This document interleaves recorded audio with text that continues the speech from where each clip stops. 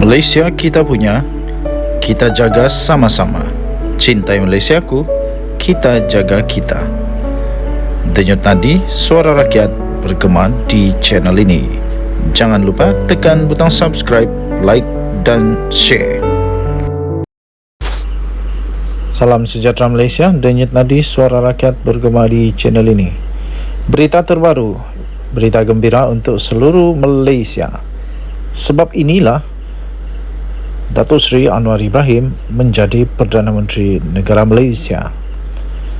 Daripada sabudin.com.net 10 Oktober 2023. Lawatan Datuk Seri Anwar Ibrahim ke luar negara raih potensi pelaburan lebih 200 bilion ringgit Malaysia. Perdana Menteri Datuk Seri Anwar Ibrahim berpotensi meraih pelaburan bernilai 216.04 bilion hasil daripada lawatannya ke luar negara. Beliau yang juga adalah Menteri Kewangan memperincikan lawatan rasmi ke negara China pada 29 sehingga 31 Mac yang lalu telah menjana nilai potensi pelaburan sebanyak 170.07 bilion, manakala misi di New York pula di Amerika Syarikat bulan lalu pula meraih 4.74 bilion ringgit Malaysia.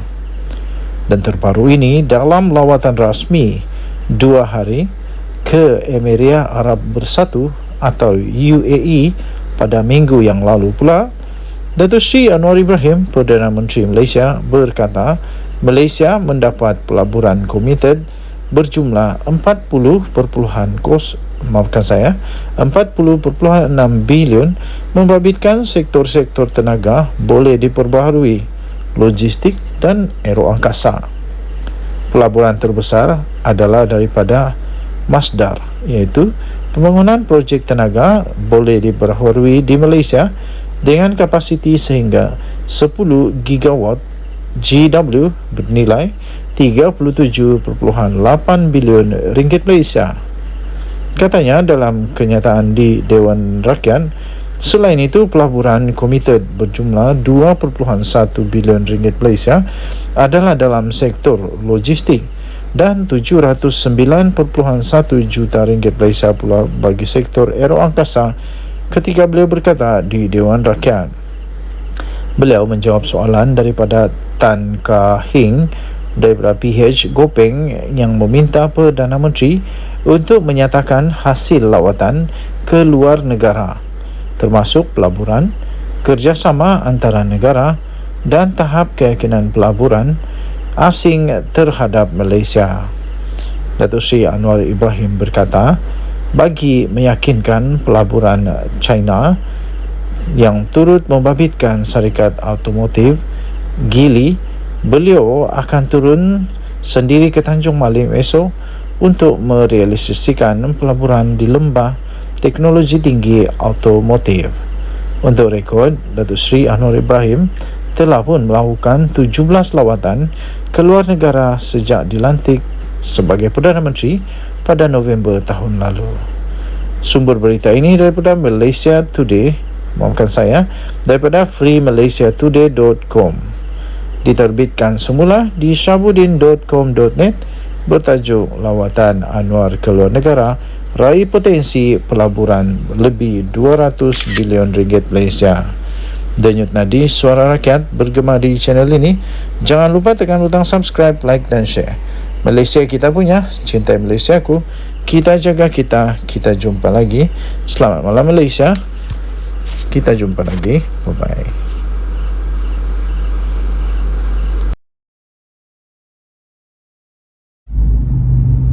Salam sejahtera Malaysia, denyut nadi suara rakyat bergema di channel ini. Senarai pengkhianat Parti UMNO, senarai yang telah khianati Parti UMNO, sama ada akar umbi, sama ada menteri, sama ada bekas menteri, sama ada YB, sama ada orang biasa, sama ada berpangkat datuk, Datuk Sri kah, Tan Sri kah, ataupun hanya dipanggil sebagai tuan, sama ada yang bergelar ulama dalam UMNO atau tidak, tapi yang pasti senarai pengkhianat tetap ada. Itulah yang telah itulah yang telah dimaklumkan sendiri oleh Ahmad Zahid Hamidi di dalam wawancara yang telah baru saja selesai, iaitu beliau kata ada banyak, terlalu ramai yang mengkhianati parti sebenarnya. Terlalu ramai yang mengkhianati parti sebenarnya, dan di dalam usaha beliau untuk membersihkan pengkhianat-pengkhianat ini, beliau menjadi sasaran. Okey, pada pendapat anda, siapakah senarai-senarai? Siapakah nama yang boleh tersenarai? Siapakah nama yang anda rasa kalaulah Zahid Hamidi buat senarai panjang nama orang yang mengkhianati parti UMNO, siapa yang layak ditulis di sana oleh Zahid Hamidi? Pada pendapat anda, siapakah mereka ini yang digelar sebagai pengkhianat oleh Zahid Hamidi ini? Adakah pengkhianat-pengkhianat ini memang betul-betul penyebab kepada kekalahan UMNO, atau tak ada pun kena-mengena dengan pengkhianat-pengkhianat ini kepada kekalahan UMNO? Dan masihkah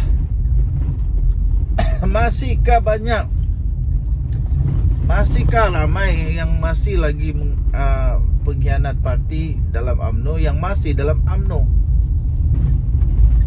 Dan kalau memang Zahid Hamidi tahu ada pengkhianat-pengkhianat, buang saja semualah kan, supaya tidak rosak parti UMNO.